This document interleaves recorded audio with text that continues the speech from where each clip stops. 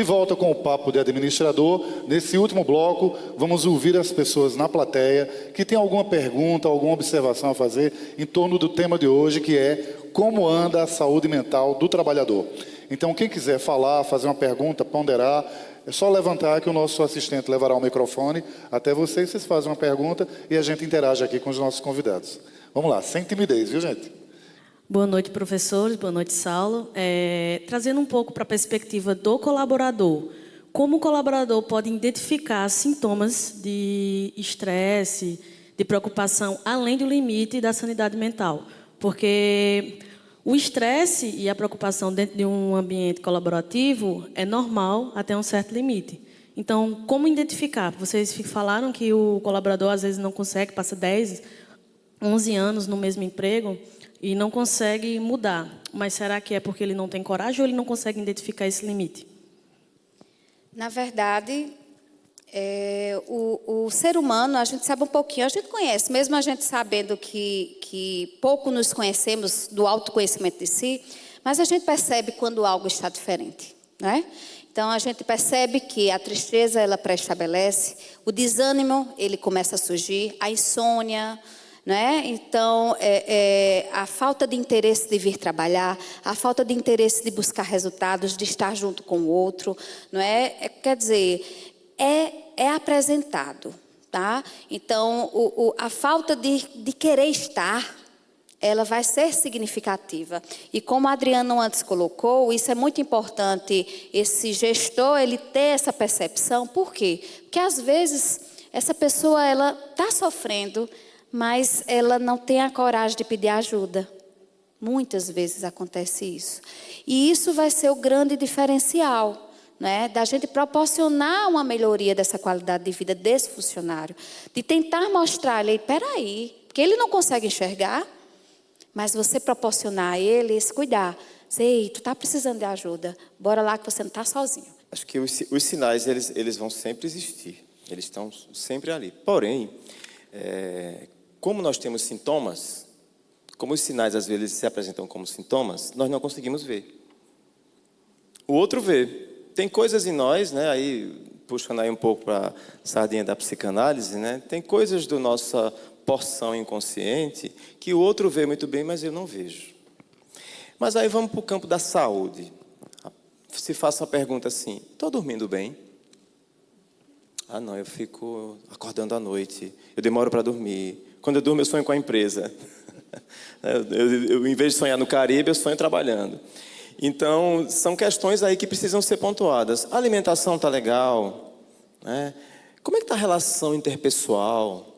Questão sexual, como é que está? Então, são sinais ali de adoecimento que você pode fazer a relação com o trabalho ou não, né? Já que a gente está falando de trabalho, vamos lá, fazendo a relação com o trabalho, né? O que a professora colocou, hoje eu levantei, não é que todo dia a gente esteja totalmente disposto para trabalhar, tem aquele dia que a gente diz, ai meu Deus, não, por favor, hoje não, mas tem que ir, vamos. Mas quando isso se torna uma coisa recorrente, sinal de que não está legal, né? Chego do trabalho, não consigo desconectar, não está legal. Vou dormir e fico pensando no relatório que tenho que entregar no outro dia. Minha ansiedade está lá em cima, né? Ansiedade todo mundo tem, é normal, né? Isso faz parte do cotidiano. Agora, quando ela começa a trabalhar, o seu nível de relaxamento, como o sono tem uma função fantástica para a gente, né? De restauração de todo o nosso organismo, de desintoxicação das células.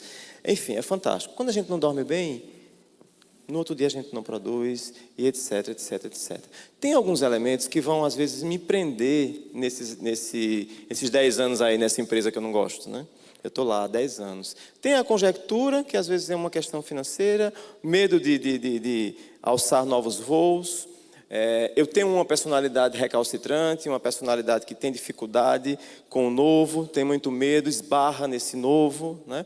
Então, são muitos elementos. Agora, sinais do adoecimento, é sim possível a gente perceber, né? Se a gente não perceber, olha se tem alguém reclamando do lado. Ajuda, né? Ajuda bastante. Próxima pessoa, por favor, quer fazer a pergunta? Pois não. Olá, boa noite a todos. Eu me chamo Larissa, sou psicóloga. E eu tenho 2 pontos de perguntas para fazer. O primeiro, o professor Adriano também estava falando sobre a questão da velocidade que as pessoas estão trabalhando. A Adriana também trouxe isso. E que quando a pessoa vai trabalhando nesse modo automático, quando ela começa a perceber que o corpo dela não está mais respondendo aquilo, ela começa a achar que algo está de errado com ela. E não por aquele ambiente do trabalho que está cobrando muito e que está cobrando essa velocidade do trabalho. O primeiro ponto que eu queria perguntar era esse. Como que entra também nessas questões que foram trazidas agora, dos sintomas, né? De como que a pessoa consegue perceber. Também foi perguntado a questão das doenças, né? Psicossomáticas, que são doenças que, quando ela não é bem trabalhada na mente, ela vai começar a aparecer no corpo. E é justamente por conta dessa velocidade do trabalho que essas doenças aparecem. E as pessoas começam a achar que simplesmente o corpo não está respondendo àquilo. Então, como que as pessoas, hoje, os conceitos, por exemplo, de inteligência emocional, como que as pessoas vão encontrar propósitos e tentar encontrar caminhos para encontrar essa resposta, né? De como que ela vai trabalhar nesse mundo veloz, nesse mundo ágil. E a minha pergunta também como que essa busca pelas pessoas de ter inteligência emocional, de encontrar propósito no trabalho, vai trazer com que as pessoas também se sintam mais felizes no seu trabalho? Dentro do ambiente de trabalho, ou dentro enquanto ser pessoa, o que a gente realmente precisa estar buscando é esse crescimento da inteligência emocional.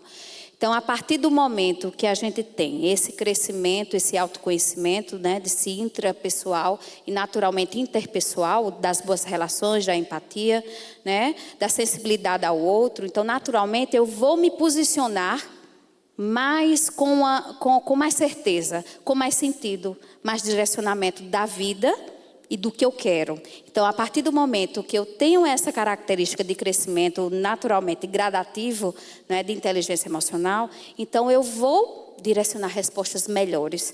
Eu vou saber escolher, porque eu sei um pouco o que eu quero. Então, eu vou escolher melhor, vou dar sentido à vida e, naturalmente, eu vou buscar o quê? O que me faz também me satisfazer e ser mais feliz.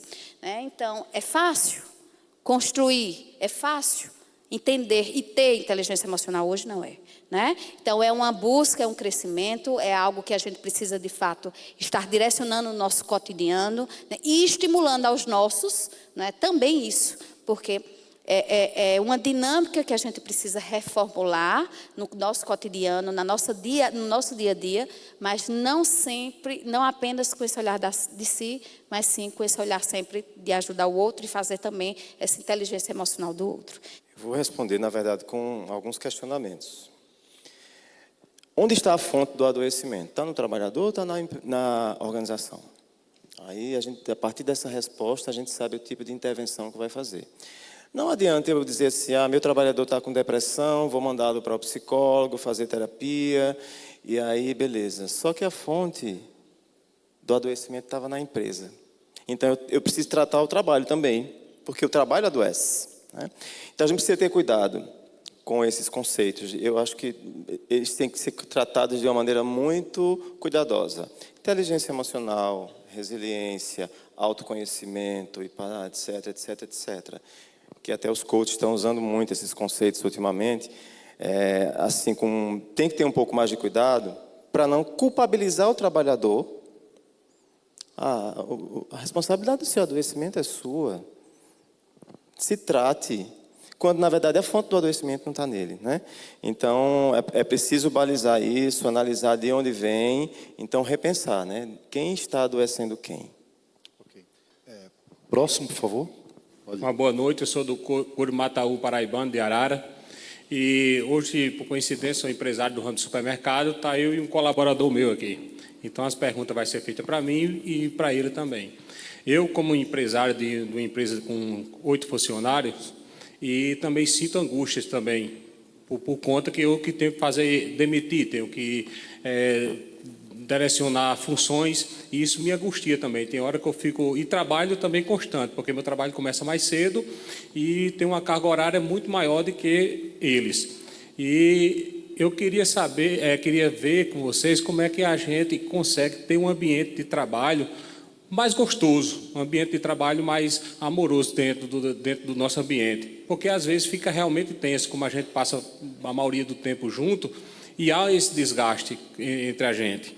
E eu também passo muito, a gente como empresário de pequenas empresas, a gente sofre também essas angústias. A gente não é fácil a gente lutar com outro ser humano, e cada um tem um mundo diferente na sua cabeça. E a gente sente isso também, passa para a gente. A gente chega em casa super cansado, no outro dia também está estressado, tem vários problemas. E eu queria saber aí de vocês aí, como é que vocês poderiam nos orientar sobre isso, tanto para mim quanto para o meu funcionário, que foi uma resistência hoje para ele vir aqui. É aquele que eu dizia lá no começo, né? A gente precisa entender muito bem como é que o ambiente de trabalho ele está se organizando. Como é o cotidiano?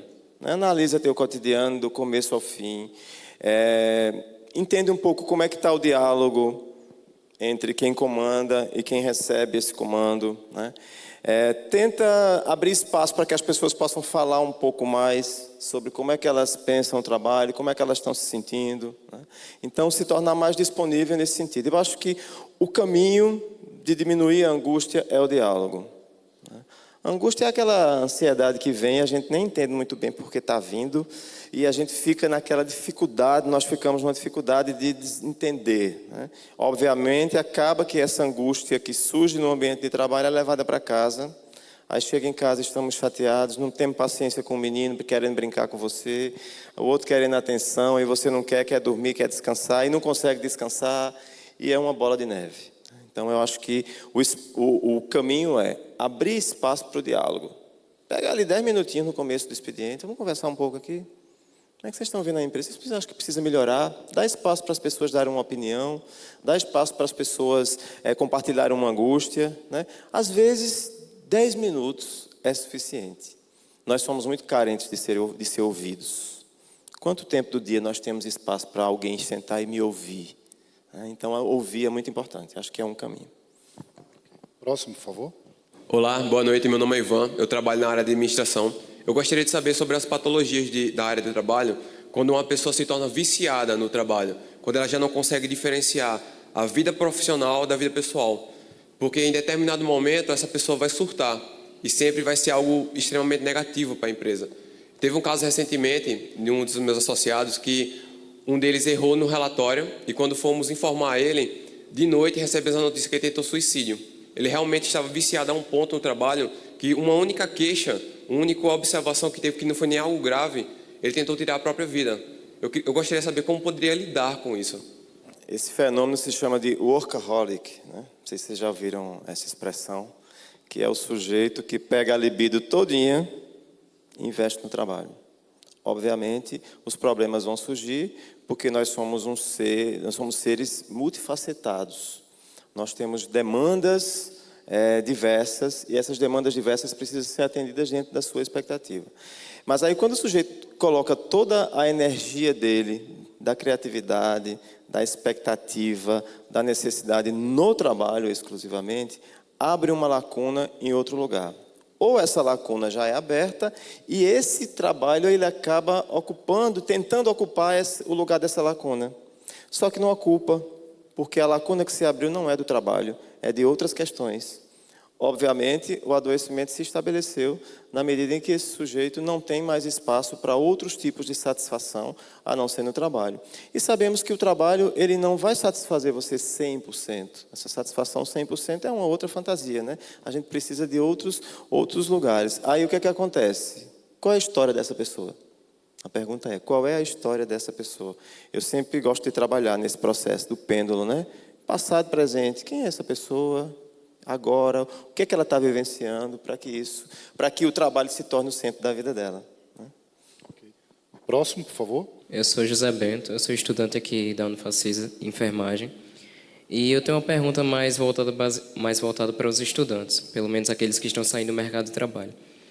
Nós, como estudantes, que temos pouca experiência baseada no que a gente vai enfrentar, pelo menos, ou então, por exemplo, a minha área da saúde, que tem a ver com a gestão, pelo menos como enfermeiro, onde vou coordenar outros tipos de trabalhadores. como é que eu posso ser um líder melhor e melhor assim, como é que eu posso ter mais empatia, seja também pelos meus pacientes ou então pelos aqueles que eu vou coordenar, e também como eu posso chegar preparado mesmo com minha pouca experiência para poder pegar um mercado de trabalho que está tão conturbado atualmente. Bem, não apenas na enfermagem, mas em qualquer prática, né, profissional, a gente tem um certo receio, né? Encerramos, e agora? O que é que a gente faz? Mas a grande preocupação, que isso é muito pertinente, antes de terminar, viu, José Bento, e para vocês, é realmente no período, o que é que eu posso fazer? Olha aí a diferença, né? Não é o que eu vou fazer depois de terminar, não. O que é que eu vou fazer no hoje, no nosso presente? Como é que eu posso me capacitar? Como é que eu posso já construir a minha própria história enquanto estudante, enquanto um profissional de formação, em formação? Então, a diferença vai estar exatamente aí, né? Nas práticas, né? Em buscar meios para que você se desenvolva, para que você lide com o dia a dia cotidiano no seu novo ambiente, na sua nova prática profissional, e que proporcione esse seu desenvolvimento de competências. E a diferença vai estar aí. As diferenças dessa competência que você vai estar desenvolvendo, ele vai proporcionar também a diferença profissional e destas habilidades. Lembrando que hoje, né, quando se contrata pelas habilidades comportamentais mais do que as habilidades técnicas, né? Então, as hard skills, né, que são as habilidades técnicas e das soft skills, né, como hoje é tratado no meio organizacional. Então, precisamos, dentro dos soft skills, as habilidades comportamentais, a gente também direcionar o nosso autoconhecimento. Buscando o nosso autoconhecimento, essas habilidades técnicas vão ser também ajustadas, né, vão ser mais trabalhadas, não é nem ajustadas, é trabalhadas e desenvolvidas. E, naturalmente, você vai galgar sonhos, vai galgar querer e realizações. E, naturalmente, o sucesso. Tem mais uma pergunta agora, Diana? Boa noite, meu nome é Ana Caroline, sou psicóloga, estudante de Direito daqui da Unifacisa. E, na verdade, seriam duas perguntas que podem ser comentadas. Eu dou essa abertura para que seja um comentário que eu acho que vai acabar ficando um pouco mais gostoso isso. A primeira é relacionada à questão da cobrança. Primeiro, porque a gente tem que lidar com a cobrança desde muito cedo. Quando a gente vai para o ambiente de trabalho, a gente lida com a nossa autocobrança e aquela cobrança externa. E como lidar com isso? Como fazer o equilíbrio em relação a isso aí? Pode ser um comentário nesse sentido para a gente repensar e fechar aqui nossa noite. E a segunda em relação às questões de insegurança referente às reformas trabalhistas que estão aí, né? Algo muito novo para a gente. E o que é que isso está gerando nas pessoas, no sujeito, na pessoa que chega no ambiente de trabalho e começa a pensar a respeito disso, a comentar isso, onde se chega comenta a respeito disso, dessa insegurança, tendo em vista que a gente começa a perceber, principalmente quem trabalha em consultório, que as pessoas muitas vezes comentam que é visto no ambiente de trabalho como um objeto. Eu estou aqui e posso não estar mais. Eu posso chegar para trabalhar e daqui a pouco ninguém me quer mais aqui. Então, para a gente só repensar essas ideias aí. Então, não é fácil a gente, no meio dessas transformações, né, que envolve realmente governo, financeiro, nossas dificuldades familiares, né? Então, naturalmente, isso vai agregar cada vez mais esse fator. E esse fator ele vai ser um gerador, sim, de muita angústia. Não é? Então, a partir do momento que eu sou apenas um recurso e não faço parte de um todo, então isso vai ter essa grande falta, que naturalmente ser descartável é ser bom. Né? Então, a angústia ela vai ser gerada nesse ponto. E é buscar tentar, de fato, transformar em não ser esse... Às vezes a gente nem pode enquanto funcionário, né? Mas de buscar realmente essa correlação de tentar fazer o seu melhor. Né? No dia a dia, como é que eu posso fazer o meu melhor? Como é que eu posso trazer um resultado melhor? E, naturalmente...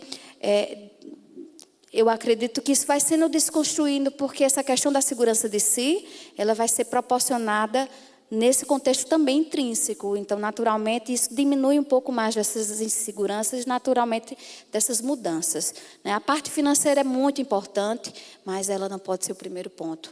E sim, a consequência dos meus atos, a consequência dos meus resultados e a consequência do meu sentido do que eu quero fazer hoje. Nós vivemos numa sociedade que estruturalmente é competitiva. Nós não somos preparados para nos frustrar. Ninguém chega para um adolescente para dizer assim, olha, pode não dar certo aquele vestibular, pode não dar certo a nota do Enem, mas tudo bem se não der certo agora, porque nem todas as escolhas são para sempre. Se a gente pudesse fazer mais essa fala, talvez a gente prevenisse um pouco esse comportamento de muita autocobrança. Essa autocobrança, obviamente, eu sempre entendo o ser humano como um ser biopsicossocial. E essa autocobrança, que muitas vezes a gente considera nossa, às vezes até toma posse dela, minha autocobrança. Essa autocobrança que nós consideramos muito nossa, subjetiva, ela, na verdade, ela é construída dentro do contexto sociocultural que nós vivemos.